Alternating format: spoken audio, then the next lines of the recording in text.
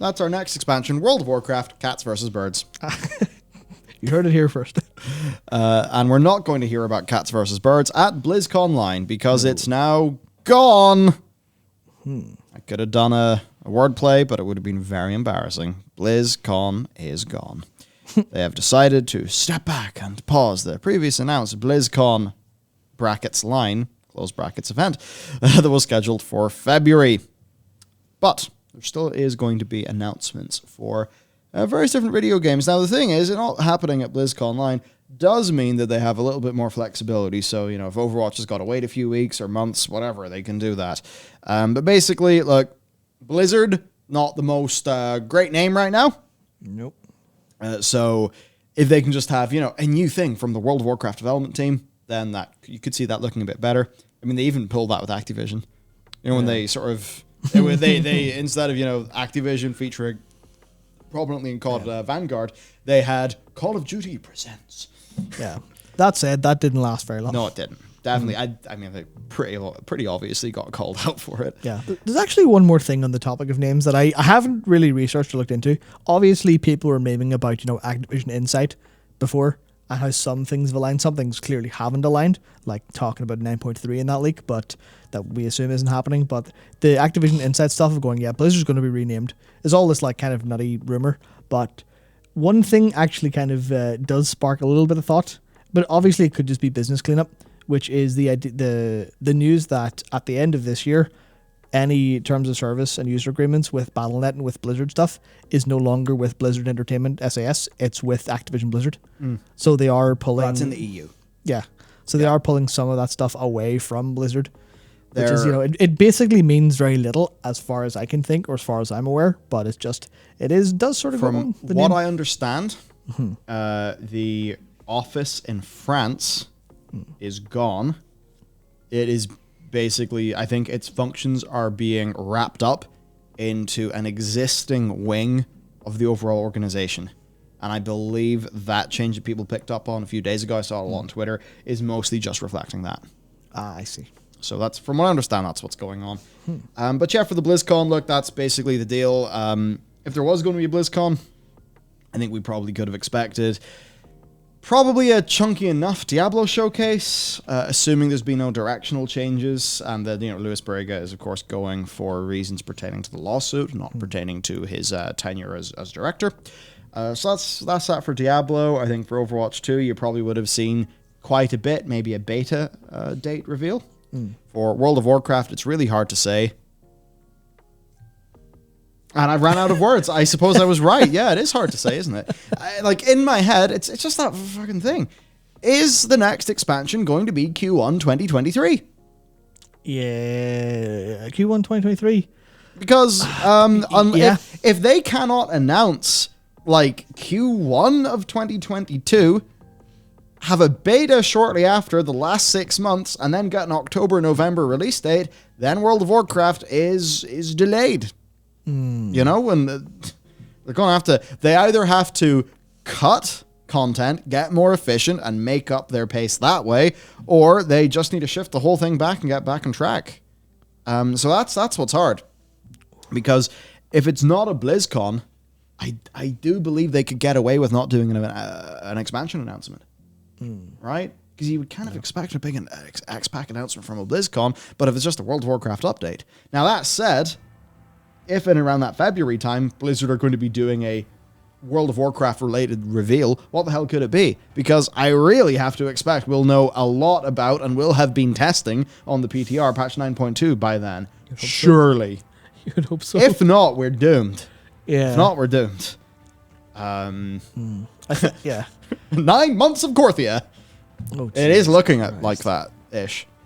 Yeah, I don't even know what, because there's so much to consider. It's like, what could they do for Warcraft? I mean, obviously the lack of BlizzCon means they don't feel pressured into talking about any specific game, and they will be able to just take it at their own pace, but Warcraft is going to be very, very quiet, because you'd imagine they're likely going to line up, because what they've done quite intelligently, I think, is, you know, outside of having to, or picking a fight with Endwalker in a way, the idea of early November patch, long wait until the actual, Legion time walkings in, which is the content in the patch. I think that it implies to me that they're going to take somewhere in that spot to grab headlines and grab news about what 9.2 actually is.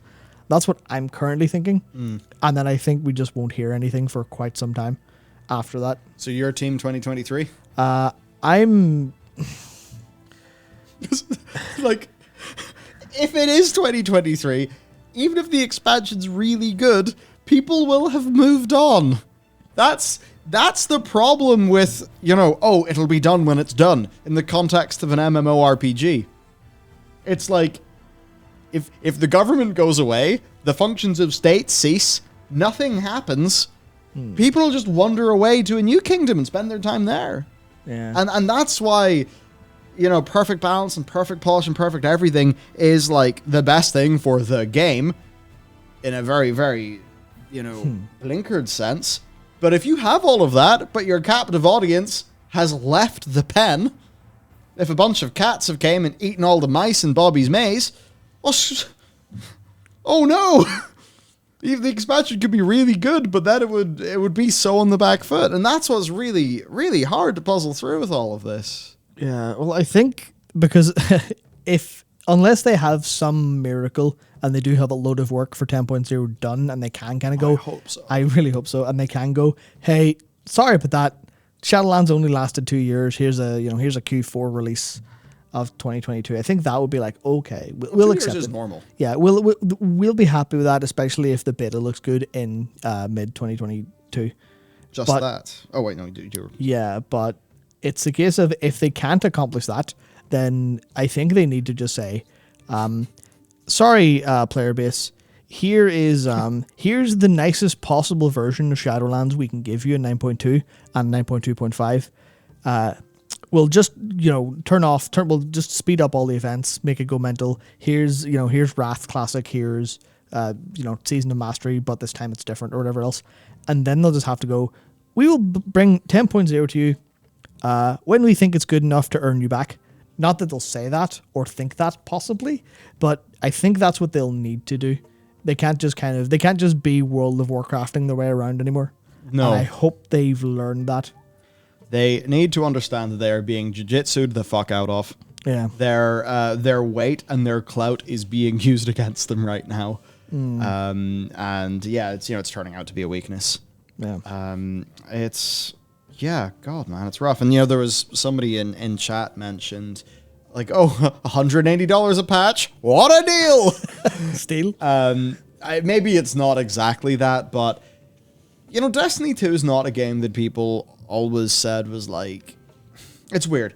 Destiny 2 is a good value proposition if you are there, just always doing your weekly stuff, just always doing your stuff, sort of riding the crest of the wave. So if you're an engaged Destiny player versus an engaged WoW player, and, for Destiny, you buy the version of the expansion that has the dungeons, and the Season Pass. That Season Pass is going to give you shit to do every 3 months, right? Yeah. I remember the time me and you got into Destiny. We played Season of the Drifter. We played the next season, I think, a bit of that as well. Yeah. And in those 2 seasons of time, we just had this big vibe of, oh, fucking hell, there's stuff going on here. I will have endless weekly bounties to do, and now I'm sleepy. But we really did have that thing. Honestly, we were almost overwhelmed by the sheer amount of things we had to go and collect and do. But it was totally that thing of if that was my game, I'd be really happy to pay the quantity of money they were asking for. I'd then be very angry at how transmog is handled in the game, in fairness. But from the perspective of that Season Pass and what you get from that in terms of gameplay, Blizzard are... need I say any more, right? And that's the tricky thing. And I think that's why, they start dropping more store mounts and, they're trying to biz dev their way out of a game dev problem. That's a brilliant way to put it. Actually, is that not? Yeah, that's a lot of the recent stuff, biz deving out of a game dev problem. I think that is basically their entire problem in a nutshell, at least as far as I can tell so far. Yeah. Well, that and also relying on their previous reputation, which was a game dev success. They're kind of riding a game dev success out and trying to bolster it with biz dev.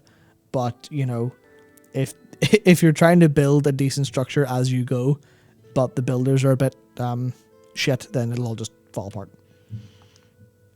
Yeah. So the tower is very shaky, but they're putting lovely cladding on it. Absolutely. Yeah. Rough. Good British cladding. Oh dear.